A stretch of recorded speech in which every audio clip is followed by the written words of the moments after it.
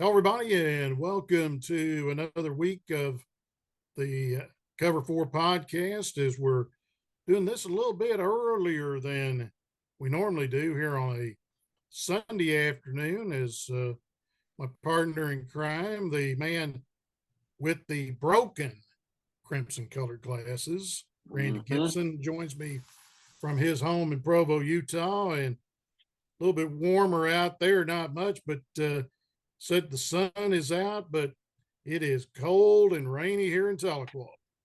Yeah, that's what I hear. You guys, they're back in Oklahoma, kind of have a dreary day, kind of like it was around Lawrence, Kansas yesterday. And Jim, you mentioned the broken crimson colored glasses. That's right. I've got my OU and my BYU flags out in front of my house flying at half staff this week. That's not good.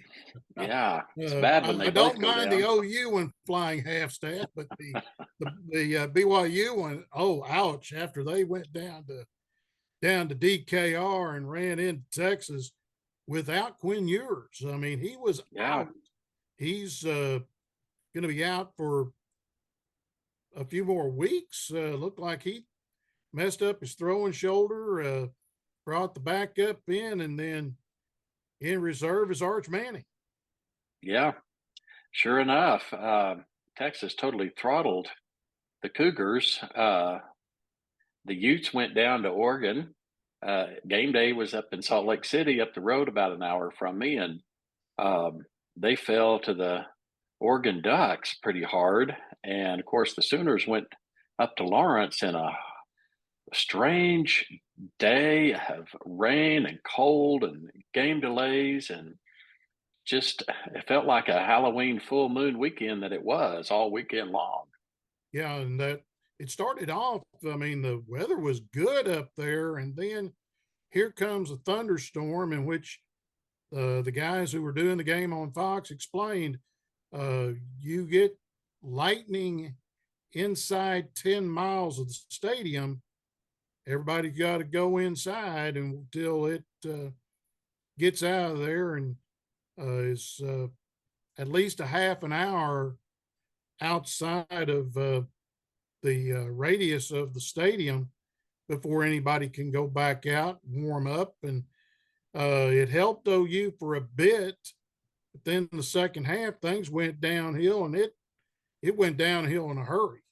It sure did. We of course, you know, the Sooners were already without their best receiver, Anthony, and then throughout the course of the second half, their star linebacker Stutzman went down, and then Tyree Walker, their best running back, that was having a pretty good day up to that point, went down with an ankle injury. So I don't know. And then late in the fourth quarter, had that call for targeting against another defensive star, Reggie Pearson, who's going to be out the first half of Bedlam. So the Sooners are looking pretty banged up and beat up right now, and going with a thin roster up to Stillwater, which has taken on a very different importance and a very different atmosphere after last Saturday. Yeah, it is. And you take a look at it, game's going to be on ABC at 2:30. That was announced late last night, Saturday night. In fact, it was still during the OSU game. They were still playing because they didn't play their homecoming game until nighttime against Cincinnati Saturday night. And it was about late in the third quarter when I got the Facebook notification that from the Big 12 that the game was going to be on ABC, a 2:30 kickoff. We don't know who the crew is going to be that's going to go to Stillwater to call that ball game. It won't come out till the game notes come out, which will be after the press conferences tomorrow afternoon by the coaches, Brent Venables and Mike Gundy. But could wind up being Chris Fowler or Kirk Herbstreit and Holly Rowe calling that game. They could be the ones doing it. And I wouldn't be surprised if they are the ones that get that game, with it being the last Bedlam for a while. Last Bedlam, and like I said a few weeks ago, it was the way OSU was struggling and OU was pounding it out. It looked like it wasn't going to be much of a game, but now, boy, that's all of them in the tie, and OU and OSU are both in the thick of the tie for first place. So the game Saturday is going to be huge. I mean, whichever one of those wins has a pretty good shot at making the Big 12 championship game in December. And the other thing is that you got to throw Texas in there. They've only got one loss. And you got to look at the people at the Little Apple. Kansas State is only got one loss. Yep. So Yeah. it's going So to be interesting. it's going to be very interesting with all of them. I know Texas plays Kansas State, if I'm not mistaken. So they'll probably weed each other out. And of course, Oklahoma and Oklahoma State will probably weed the other one out. So that's true. Let me look here and see what the Longhorn schedule is. Of course, they're 7-1. The only loss was to OU. They play K-State this Saturday at DKR. That's Darrell K. Royal Memorial Stadium down in Austin.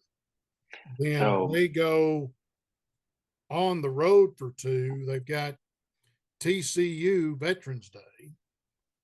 They got to go to Iowa State.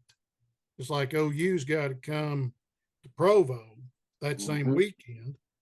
Weather could be an issue. Then day after Thanksgiving, they finish up, guns up. They got to play the Red Raiders. So Texas is kind of driving their own destiny truck right at the moment. If they can win out, then they're going to be in it for sure. Right. Oklahoma, on the other hand, they've got not only the tough one Saturday, then they've got to play West Virginia at home, but then, like you said, they've got to come out here to Provo and play the Cougars, which, everybody kind of writes the Cougars off because the way Texas, ran over the top of them. But like we've talked about many times already this year, playing the Cougars in Provo, it's probably going to be a night game. The weather is going to be a big factor. It could be a clear night or afternoon. It could be a blizzard. And I think after Saturday, it's kind of shown that Oklahoma doesn't play well in bad weather conditions. Yeah, that was the first ball game for anybody around here that it was a cold day. It was a cold night in Stillwater. It was a cold day. It turned into a cold day in Lawrence. So that'll be one to look at here in a couple of weeks. Talking about that game in Lawrence still, just to kind of wrap that one up. Everybody, of course, the social media coaches are all complaining, naturally, about levying some of the play calling. But what I don't think they understand, though, is it wasn't just a light rain in Lawrence. At times, it was literally a downpour going on down on that field. And the wind was blowing out of the north. Wind was heavy out of the north. People wondered why OU was sticking to the running game and not throwing the ball downfield. Well, in that kind of rain and wind, you can't. It's just impossible. So that's just where they were watching the game in the comfort of their own home and not understanding what those guys were going through out on the field. Correct. And there's a huge difference when that occurs. Yeah. And Oklahoma's run game hasn't been stellar all year, even when the conditions are good. So they had relied very heavily on their passing game all year long, and that just wasn't even an option for them on Saturday much. Well, the team that's running the ball great right now is running back Oklahoma State. Oklahoma State, they have found their running back, and he was slicing and dicing on Saturday. That he was. They win 45-13 in what they call America's biggest homecoming, and it is that. I mean, it is a 48-hour production over there in Stillwater. I mean, I've got a friend of mine that lived across the street from me in Muskogee, Grant Rackley. Him and his wife were there. I think both of them are. I know Grant's a OSU grad. I think his new wife is as well. Uh, they were over there Friday and seeing some of the pictures of their homecoming over there. It is one of those things where you wish that I wish I'd gotten the assignment to go do that ball game over there Saturday night. I would have missed out on the parade and the hoopla on Friday night. But Ollie Gordon, uh, here's a little insight into it. He rushed for 271 yards, 2 touchdowns as they go into Bedlam. He joins Barry Sanders as the only other running back to rush for 250 plus yards in consecutive ball games. Wow. That's some pretty good company with Barry Sanders. Yeah, you put him in there with number 20, who has his number retired and a member of the Hall of Fame and the College Hall of Fame. I'm pretty sure he's getting close, if not has been put into the Pro Football Hall of Fame in Canton. But you add another line into page 139 of the media guide for Oklahoma State for guys rushing for over 200 yards in a ball game. So you see him, you see Sanders. I'm pretty sure Terry Miller is in there as well. I'm sure. Those are the only three running backs that I can name off the top of my head. Well, Chuba Hubbard, you got to throw Chuba Hubbard and also Thurman Thomas. He had a couple of those, I think. You got to get him in there too. Yeah, that's true. So it will be, as show my age, Artie Johnson of the great show Rowan and Martin's Laughing would say, Saturday is going to be very interesting. Yeah, it will. It will. It's going to be a tough one, and I'm sure both teams will go in prepared. I'm hoping Oklahoma will make some adjustments in what they're doing. Hopefully, it's a clear day and a nice afternoon. Supposed to be. Good. Looking at the weather forecast for Stillwater, let me just. My thing's showing it's supposed to be a high of 68 degrees and overcast. Yeah, that's so if it's overcast and in 60s, won't be too bad. So, no. Well, team like OU, but they took it on the chin worse was Tulsa. They went down to Dallas and ran into the SMU Mustangs, and it was ugly from the get-go. They scored, I think it was 6 out of the first 8 possessions. It was 52-3 at the half. And they got beat 69-10. Oh. And the only touchdown was scored with 9:59 left in the ball game for TU. And I feel for my buds, Bruce Howard and Rick Corey and Jeremy Poplin, who do the ball games for the TU radio network. Man, that had to be a very long afternoon down in Dallas. And they got to come back home. They play Charlotte at home Saturday, 3:00. Now that game, the only way you can see it, it's going to be digital. So that means you can watch it on ESPN Plus on the internet. That'll be the only way you can watch that game. But you can listen to it around here on 99.5 The Bull, which is one of the Griffin radio stations there in Tulsa. They are associated with KFAQ now 1170, which is the old KVOO. So that's where TU's flagship's on the FM station there in Tulsa.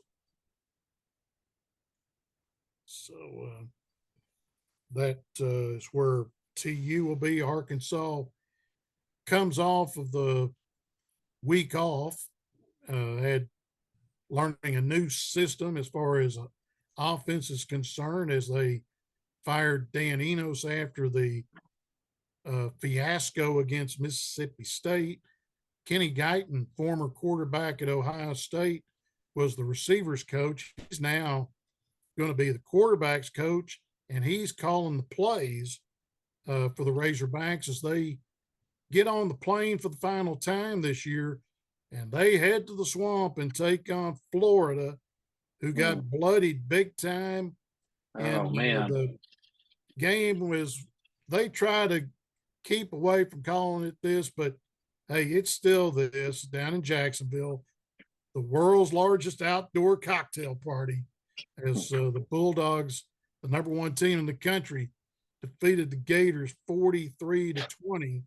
So they'll be limping into that ball game against Arkansas, against a team that is going to go a little bit more up tempo, and that's what KJ Jefferson and the Razorback offense needs. And if they want to play in a bowl game, they've got to run the table.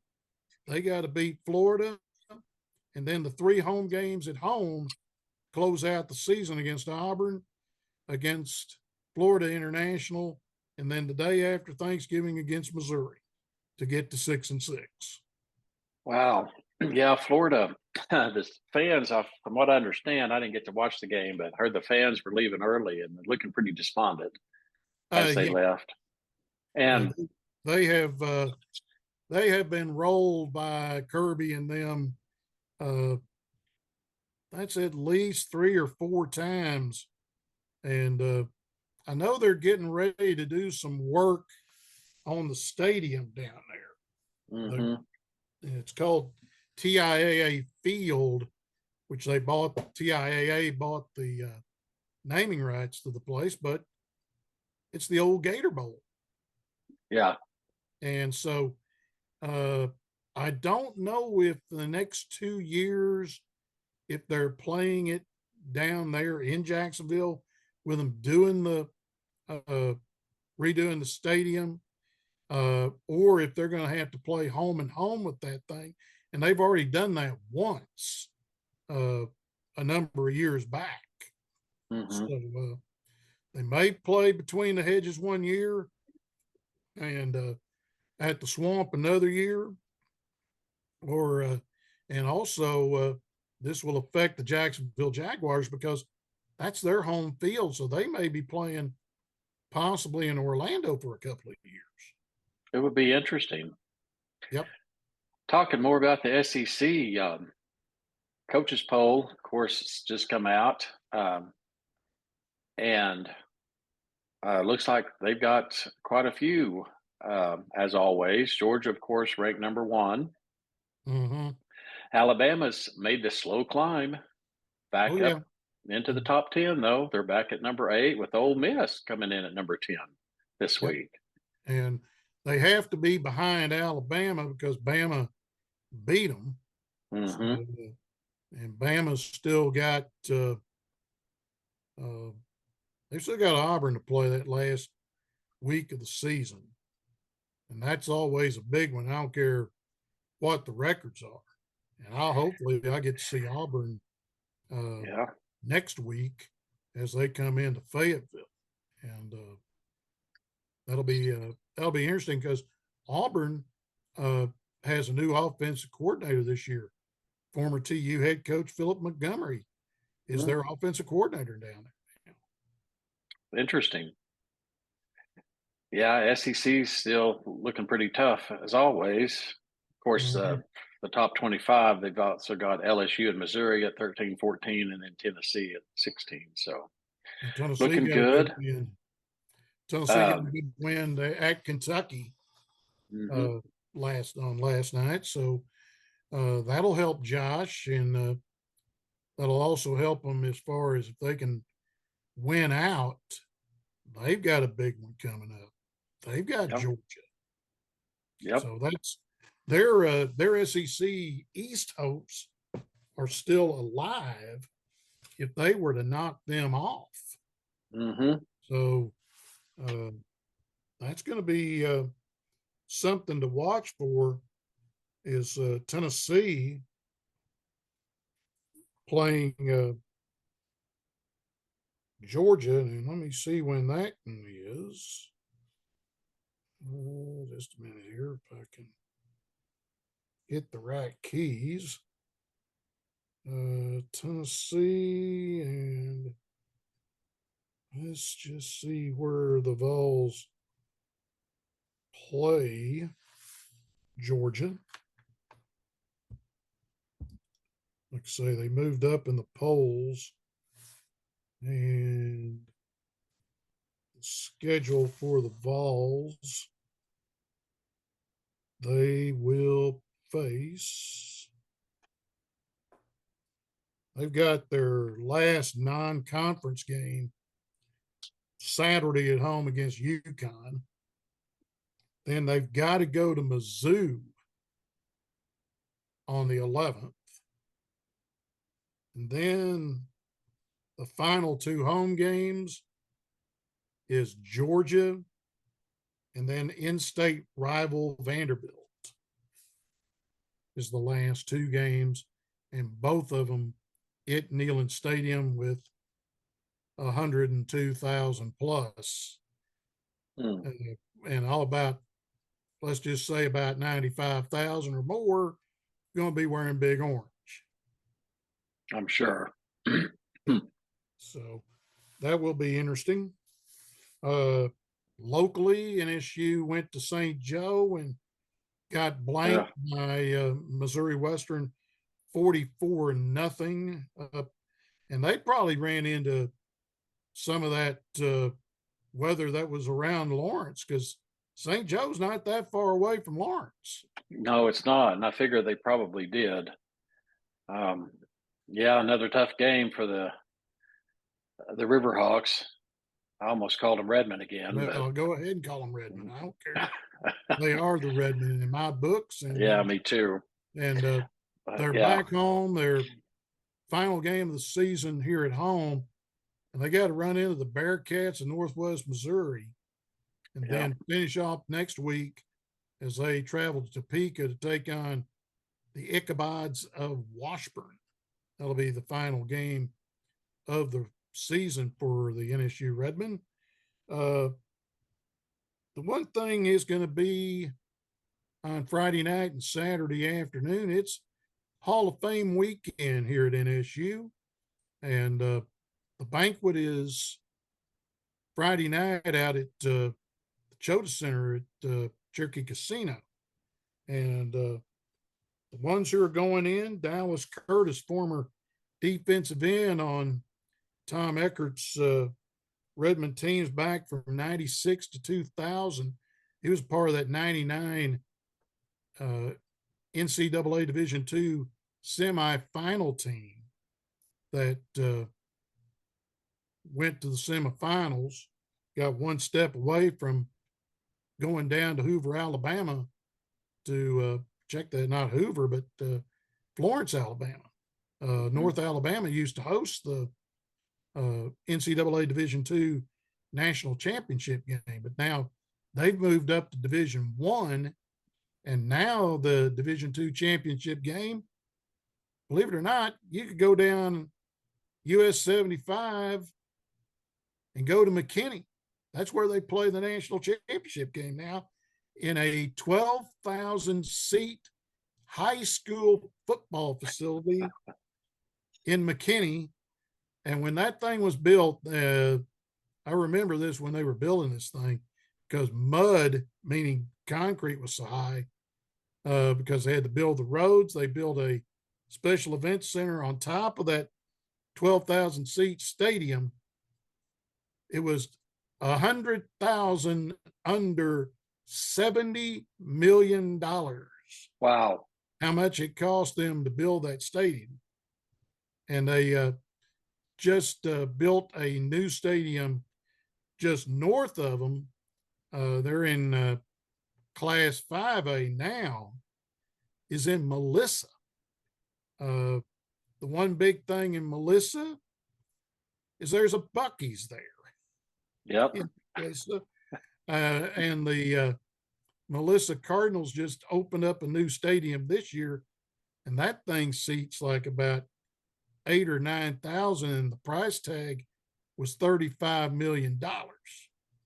That's amazing because Melissa was just a little spot on 75 when Mm-hmm. I lived in Dallas and would drive back and forth through there all the time going back to Oklahoma. Yep. And That I've was been 20 there years too. ago. And well, the last time I've been down through there was helping my buddy Bo Carter with the Big 12 baseball tournament. 121 there at McKinney was not a turnpike. I mean, you hit every section line, you had a stop sign. Mm-hmm. I Not remember that. anymore. No. But go back to the others that are going into the Hall of Fame. Former Lady Red player Taylor Lewis Eldridge. She played for Randy Gibson 09 to 13. She was an all MIAA player for Randy back then. Member of the National Championship basketball team in 2003, Sean Robinson, on the 20th anniversary of NSU winning the national title. He will go in. He was the outstanding player of the South Central Regional and was on that all tournament team at the Elite Eight down in Florida back in 03 when Darnell Henson won the MOP there in Florida, where they beat Kentucky Wesleyan in the national title game. Then one of Scott Varner's golfers, Brian Ward, played from 03 to 06. He will be joined into the Hall of Fame along with a guy who you and I saw in high school out at Sequoyah. Yeah. Played football, played basketball, was an infielder for the Indians, went to Northeastern. The coach then, Travis Jansen, saw him throw a few balls and said, "You're not going to be a shortstop. You're going to be a pitcher." And he knew he had something there, and he turned him into the, I guess you would say, and this would be correct on this, the greatest baseball player ever to wear a Redmond or Riverhawk jersey, Ryan Helsley, a member of the St. Louis Cardinals, a Major League All-Star last year, got to pitch at Dodger Stadium, was hurt this last year. I think he would have been part of that Jordan Montgomery trade back at the trade deadline if he hadn't been hurt. And instead of wearing the birds on the bat, he would have been wearing a Ranger uniform, and he would have been pitching for the Rangers in the World Series. And the reason why I say that, the pitching coach for the Rangers just happens to be Mike Maddox, who was his pitching coach until this past season when he left the Cardinals and wound up back with Bruce Bochy and is the pitching coach for the Rangers.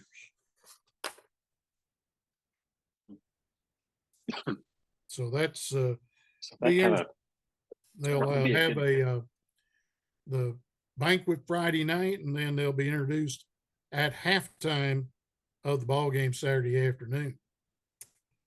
Go to the high school level. Well, Tahlequah now faces a must win to get a home berth next week as they take on the Bartlesville Bruins Friday night here at Doc Wadley Gable Field after getting hammered 55-14 by the Stillwater Pioneers. Yeah, the Pioneers, I saw the scores of that game and kind of saw the review, and they sound like the Tigers didn't have a good night up in Stillwater, did they? No, they didn't. Stillwater's one of the top teams in 6A Division Two, and they showed it. And the blue and gold of Stillwater shows why they will possibly get to play at Wantland Stadium in Edmond coming up around the first week in December. And be interesting to see what the playoff picture looks like. They were saying on Saturday that if the playoffs started this week, Tahlequah would have to go to Putman North. And Booker T would have had to have gone to have made a long drive to Lawton. Wow. To play down at Cameron. That's where they play. All three high schools down there play at Cameron, even though Cameron University hadn't had football for, 20 years at least, if not longer. And but they still use their stadium for high school down in Lawton. So Bartlesville comes into the game. They lost 30-27 in their final home game against the Muskogee Roughers. So wow, this will be a major test for Tahlequah. Yeah, it will. And it'll be kind of interesting to see what Bartlesville looks like, getting so close to beating the number one team in the state in 6A2. Muskogee locking up first round bye in the opening round of the playoffs. First and second get the week off in 6A1 and 6A2. Also for Tahlequah, the state cross country meet was yesterday in Edmond, and we had some blue and gold jackets going to be awarded out. Kenna Hood finished third in the girls 5A cross country championship. That's her third blue and gold jacket. And then Tori Pham, she set a PR, finished ninth, and she gets a blue and gold all-state jacket. And then the girls finished fifth as a team in the state cross country meet. And then on the boys' side, Trey Baker, he picks up the hardware. He is the Class 5A state cross country champion. He won the boys' side. And then Jalen Hooper and Jacob Tiger finished in the top 10 for Tahlequah. So 3 all-state jackets, and one of those all-state jackets will say state champion on it, and that will go to Trey Baker. It's awesome. Congratulations to all those guys and gals. They've worked really hard, and Tahlequah's kind of been known for their cross country team. Man, it's great to have 6 plus the team. Yeah, they have five individuals, and then the 2 teams make it. Yeah. And Elsie Miller's still coaching the girls. David Spears coaches the boys. So they've done a good job. And now I think a few of them might run some indoor just to keep their legs going. And then the outdoor season will come up right around the 1st of March. So I know Tahlequah will have their invitational at some point. And the way the track is there at Tahlequah, don't be surprised that they host a regional. If it's not 5A, maybe one of the lower classes. They have done that. So they've done that before in the past. And yeah, Tahlequah, their track there, that used to be the old band field back in the 70s and 80s. Back in my day, when I walked the grounds as a Tiger, spent many times on that, in that infield and on that track area. marching around every morning and every Thursday night. And so to see it now, though, be the track, and um, I've got to go down there and jog a couple of times on it over the years. It's a wonderful track. Yes. It's a great place to host a Hmm. a regional for sure. You were marching for using a Chris Berman type thing. Harvey actual retail price was the Yep, band director. that's right. And to tell you how times were back then, it just kind of makes me smile. When it would get either at tri-state time in May or late in the football season after late October and into November, or late October for sure. Thursday night practices, Harvey would have us, everybody who drove, put the cars around the lot and turn their lights on so we could continue to practice Hmm. because there was stuff on the field. Yeah, I could see that. This is, Yep. I mean, two old school band directors would be Harvey Price here and Jerry Hopper over in Muskogee. Hmm. So yeah, Yep. that's showing both of our ages. Yeah. And I didn't know if you knew this or not, Jim. Harvey's over at Muskogee as band Oh, he, director, oh, and he is. he's still doing his thing over as part of the rougher crew now. Oh boy, and they had uh, the band thing, band competition over there. I think Wednesday at Muskogee, Hmm. Hmm. and Tahlequah got two excellents and a superior. Saw that. Saw So that. Congratulations to their Tahlequah's new band director, uh, Miss Spires. So, you do you and Aurora, which Aurora was on the flag corps. Uh, hmm.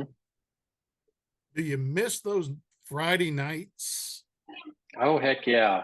I grew up with it. It was for me, and then Wendy was in band when she was in high school in the early 2010s, and um, she was on the drum line. And then right after Wendy came Aurora for 4 more years. So throughout the whole 2010s, um, Friday Night Lights was our time to watch halftime, and yeah, I really do miss it. It was always a lot of fun.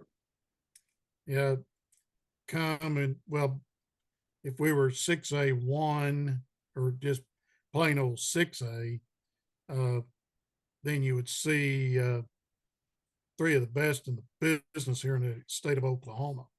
Hmm. Start with Owasso, then Jinx, Hmm. then the The band that pride. makes some college bands to Hmm. shame, about Yep. 350 strong, the pride of Broken Arrow, Broken Arrow. They're and incredible. and it's 350, and that's not counting the Flag Corps and the Tigets. Yeah.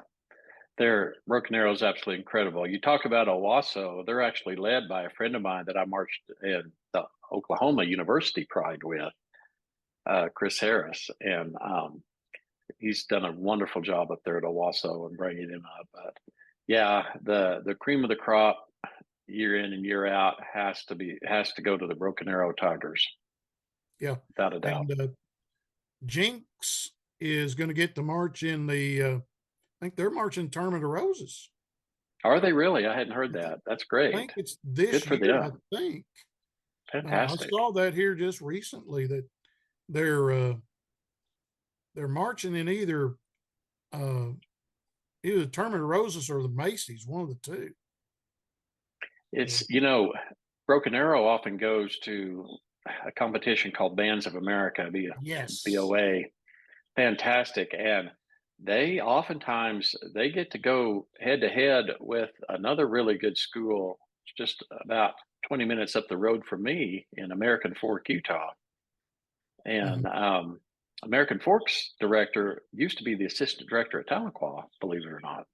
Wow. How do you wind up in Utah?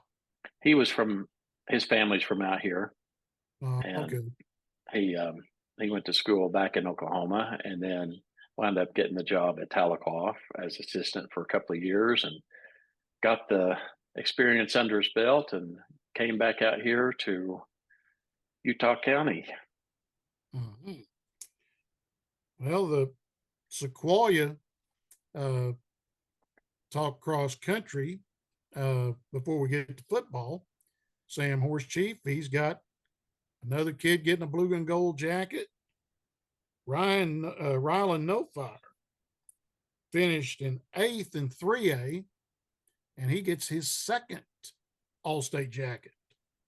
And like I say, just chalk up another All-Stater for the legendary Sam Horse Chief out there at Sequoyah. Mm-hmm. And Good for them.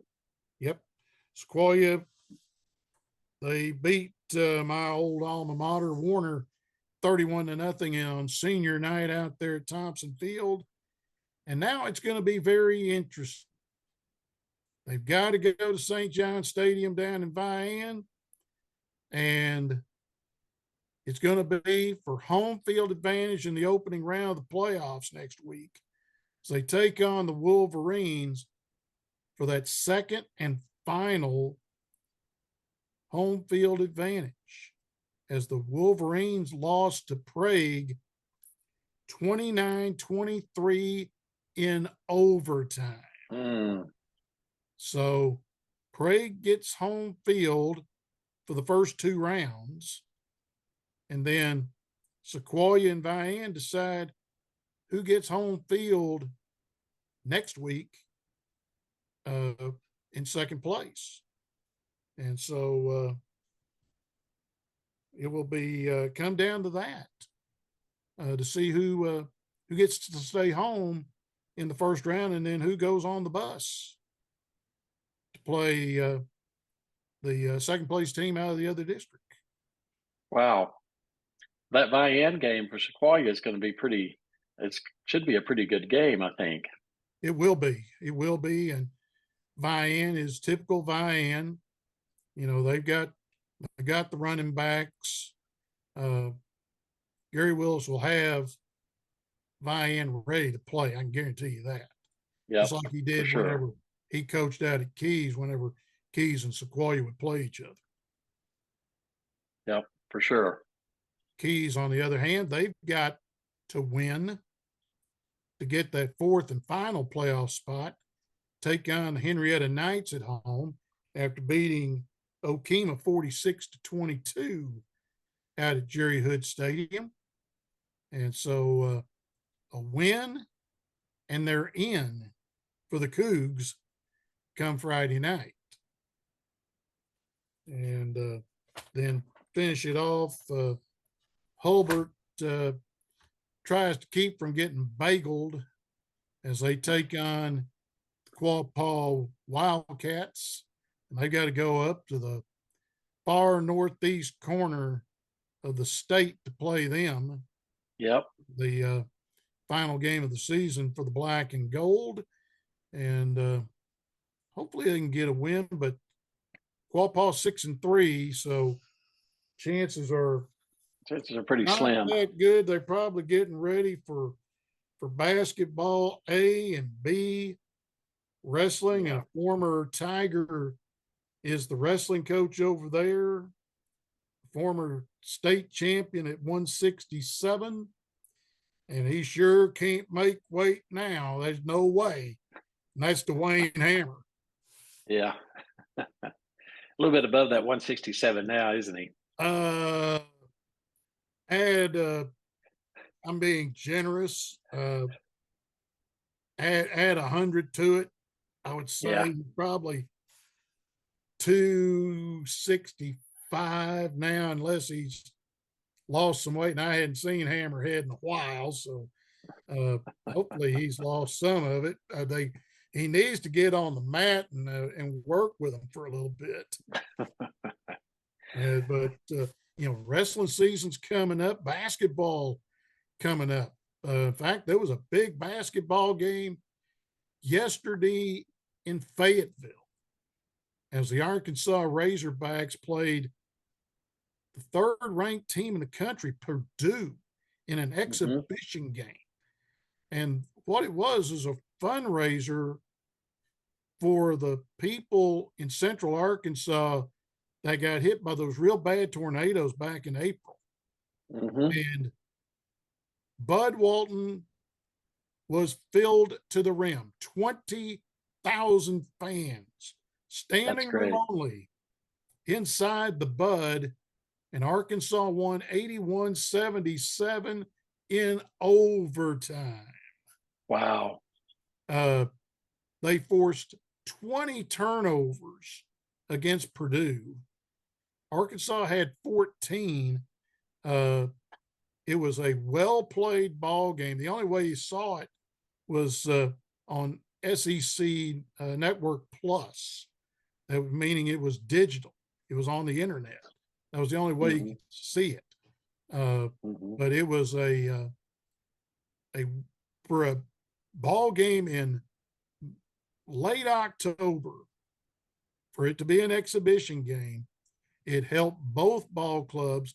Matt Painter, the head coach of Purdue, was gushing about the crowd, the atmosphere, how it will help his ball club when they get to mid-December and early January, when they get in the Big Ten. It was a Big Ten crowd, is what he said. You know, Wow. the crowd was loud. I mean, the calling the hogs and everything. So it was a mid-season game, not only for the players and the coaches, but the officials as well. And I saw who one of the guys was, and I know him very, very well. He's got his start calling college right here at Northeastern. Don Daly, who has worked the Elite Eight, and former NSU high school and college relations recruiter Eddie Jackson, former receivers coach for George Elliott and Tom Eckert, moved on to be a outstanding basketball official until he was playing golf with some of his buddies after the NCAA meeting in Dallas. They were looking for a golf ball, and a limb hit him right here, and he lost his eye. And Eddie is now the supervisor of officials for the Missouri Valley Conference. That's his big league. Then assigns for Northeastern's league, the MIAA, and also the Great American Conference, two of the Division II conferences. And then also assigns the OCAC, which is the junior college conference here in Oklahoma. And we talked about it when he was at Rogers State before he retired. He was their compliance officer up there at Claremore. And he told me when it comes to November 1 until the Final Four, he takes care of about 325 to 350 officials. Wow. And he put it this way: dealing with coaches, ADs, and officials, it is adult male daycare. Yeah, I'm sure. I'm sure it is. But you got to take a look, and if you go on to some of the officiating websites, you know, to get your gear, like one I look at is Umpatire, where you can look at referees call in Oklahoma City. To outfit a basketball official, like Don Daly, for example, Don probably has to have 2 to 3 shirts, a couple of pairs of pants, shoes, the NCAA jacket, a hard-sided carry-on case. You're not going to check this in. You want it with you at all times. You're going to spend probably, Don, and I haven't seen him in years, but I know where he lives, and I know where he works. He's an insurance salesman, and it's a side gig for him. But he'll call anywhere from 75 to 90 ball games a year, Mm-hmm. and it probably cost him four, five, $600 just in uniforms. That's kind of what I was expecting. I was going to say it's probably at least 500 Yeah, it's right at at that. least. And you go to baseball, those guys that call uh, baseball games, it's going to be more than that because Maybe more. you're going to have the chest protectors, and Oh yeah. the lowest you could get that's armor is anywhere from 90 to $110. You get what the guys will wear at the major league level. It's going to be 160 to 200, depending on what brand they use. Mm-hmm. You got to get shirts, both short sleeve and long sleeve, because some guys go behind the plate now. They just wear a long sleeve shirt if it's not too awful cold. Mm-hmm. Then the jackets are uh, $90 easy. So you're probably looking at six bare minimum for baseball guys. Mm-hmm. At least But because you got the well, all the equipment plus the face protector and all of that the too. and the and the plate shoes. Mm-hmm. You got to get two pairs of shoes, and the plate shoes you got to have the double box toe or a steel toe. Uh, they run 110 to 150 depending on what brand you use. Mm-hmm. Uh, but they do get paid quite well. I won't say how much Don makes calling a ball game. I'll tell you that off the air because I had an official tell me this back in March when I was working the Region 2. I know how Well, I much know he made. I know how much he made, the guy made at the Region 2, and I know how much Don makes. I I'll know put how it this much way. I know how much the football officials make in college. And that Oh, was a few years ago. They do pretty well too. yes, they do. I had a guy when I was penalty recording for Kenny Evans, when he was here at Northeastern, Joe Peaster, and Joe called not only an MIAA but called the Mountain West.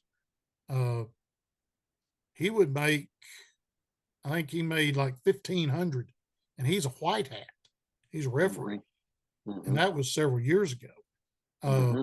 He told me that the Southeastern Conference guys, some of them make, this was probably 8 years ago, that they would made 2,500, $3,000 Yeah. back then, and now you're probably looking at four Four. to 4,500. Kind of what I would expect. Mm-hmm.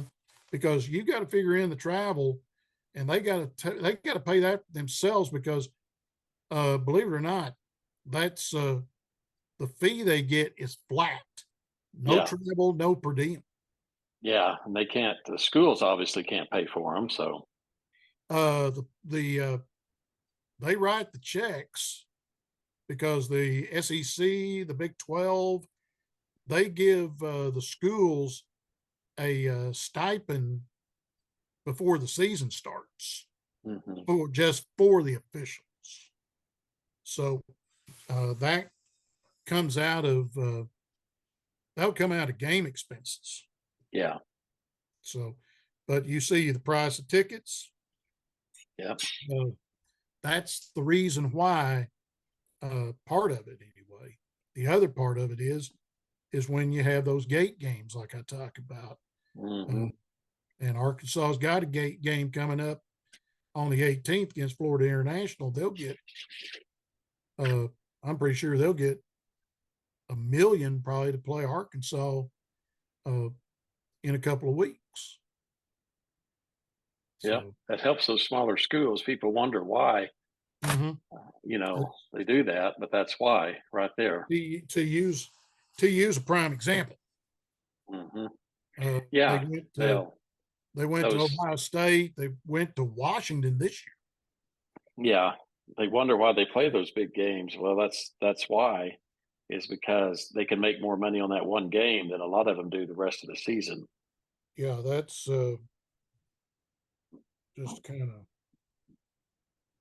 future football schedules for Tulsa. Just to kind of tell you what they're doing. Future schedules, 24. They go to Oklahoma State. Oh no, Oklahoma State comes to Tulsa next year. But they've got they travel to Arkansas State and Louisiana Tech. Their next big gate game is in 26, and it's the short drive over to Fayetteville. Then 27, they go to Oklahoma State. So, but they play some home and home, so that kind of evens itself out. Hmm. They don't. I don't see a big travel for Tulsa for a while. So, well, next week we'll talk about Bedlam. Yep. Talk about the first round of the 2023 Oklahoma High School State Football Playoffs. That don't sound right. No, it doesn't, does it? No, it really don't. Oh, and one other thing, basketball, as far as high school is concerned, they can start. Let me just see if they're starting this week or not. Because I've got 3 schools around here: OK, Braggs, and Oakdale. And Oakdale's not showing anything yet. It says 12-1 on their schedule. Let me just look, because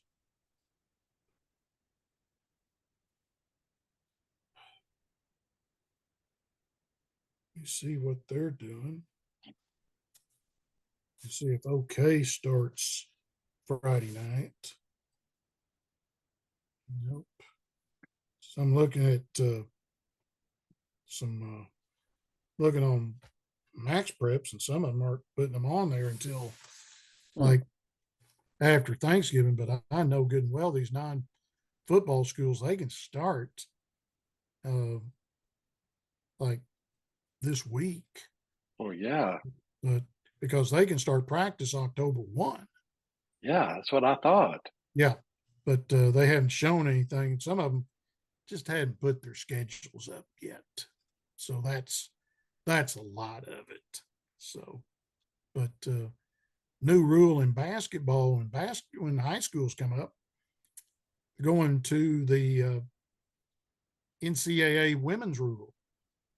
Hmm.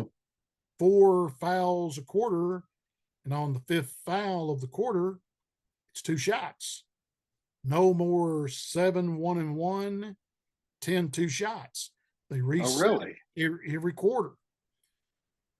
So this is like women's NCAA and Hmm. also the international game. So you get away from the 1-1, and it's going to speed the game up. Yeah, it will. That will help.